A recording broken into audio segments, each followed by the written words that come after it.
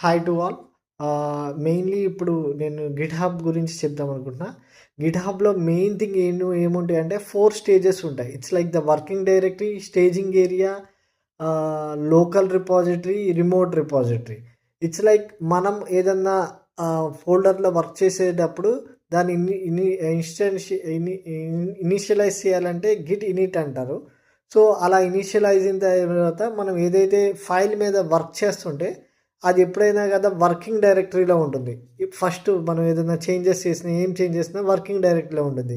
ఈ working directory నుండి మనకి స్టేజింగ్ ఏరియాకెళ్ళాలంటే మనం గిట్ యాడ్ అనంగానే ఇట్స్ లైక్ వర్కింగ్ డైరెక్టరీ నుండి స్టేజింగ్ ఏరియాకి ఉంటుంది. స్టేజింగ్ ఏరియా నుండి లోకల్ రిపాజిటరీలోకి వెళ్ళాలనంటే మనం అనేది గిట్ కమిట్ అంటాం. గిట్ కమిట్ అనంగానే స్టేజింగ్ ఏరియా నుండి లోకల్ రిపాజిటరీకి వెళ్తుంది.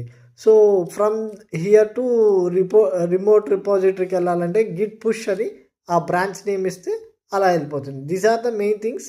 దీంట్లో మనం ఏమి ఎక్కువ వాడతామంటే గిట్ ఇనిట్ కానీ, గిట్ స్టేటస్ అంటే దాని యొక్క ఫైల్ యొక్క స్టేటస్ కానీ, git add or git add అంటే ఇట్స్ లైక్ ప్రీవియస్గా చెప్పా కదా, వర్కింగ్ డైరెక్టరీ నుండి స్టేజింగ్ ఏరియాకి వెళ్ళేది.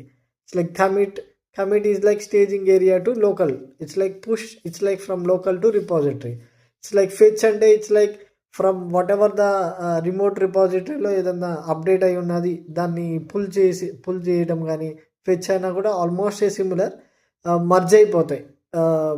When you call a pull, both the things will be merge with the current direct ఏమైతే ఫైల్లో చేస్తామో అది అవుతాయి. So that's it. The small thing ఇవ్వాలనుకున్నా. Thanks allot.